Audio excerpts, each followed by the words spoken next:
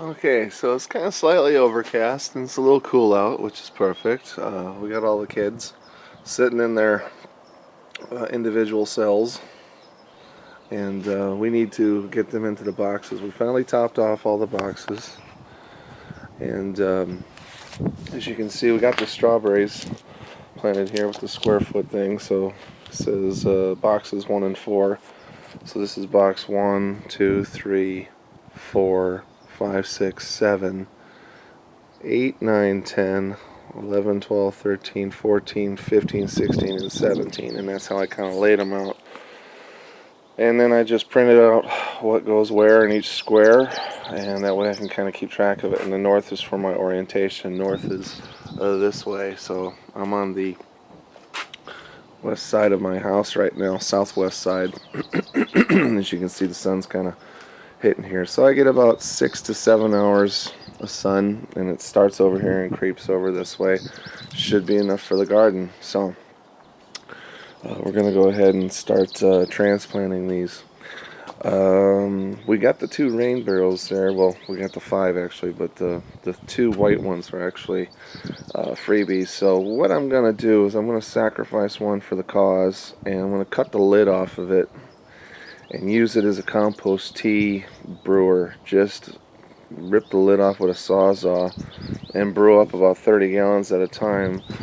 And I figure I can dump 2 gallons or 1.5 gallons roughly per box. I got 17 boxes.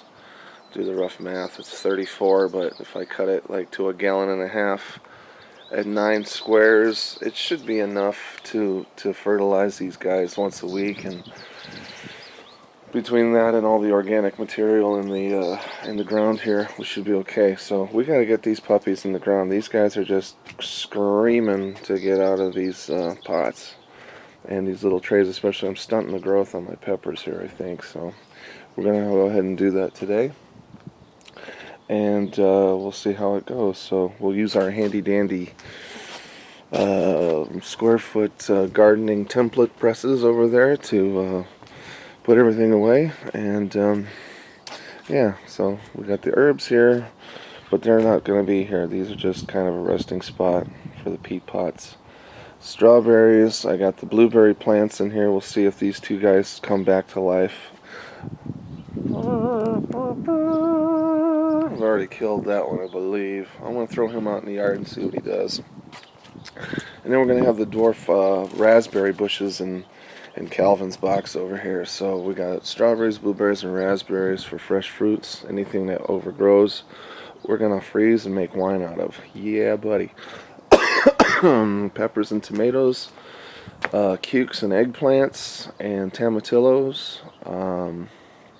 That's about what we're growing this summer, and then we're going to rotate with other crops. So here we go. Okay, finally finished. I'm not going to come back tomorrow. So later on, it's about 6 o'clock. I'm going to go to bed. So I sacrificed one of the drums. I've been brewing some compost tea out of the remnants of the rain barrels, out of those 2. And it was full, so I've been watering everything in as I've been transplanting it, so I'll give it a little boost. Gotta get the raspberry plants for this. And I kind of I didn't want to waste the herbs, so if they get out of control I can always cut them. That's spearmint and that's peppermint, or vice versa. That's spearmint, that's peppermint. And the blueberry plants here.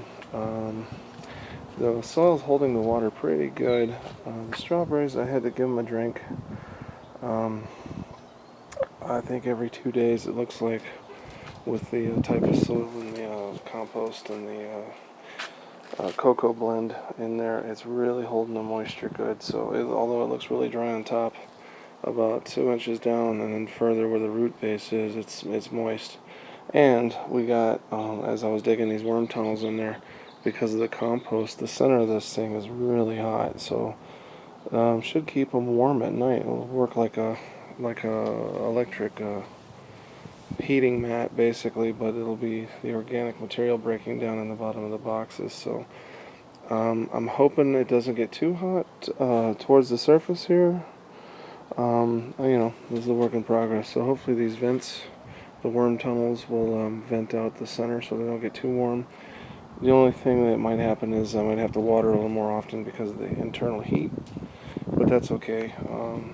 That again keeps them warm at night. So if we do get a cold snap, I won't lose everything. Everything's looking a little yellow, maybe a little nitrogen deficient, but they were stuck in their little cells for so long.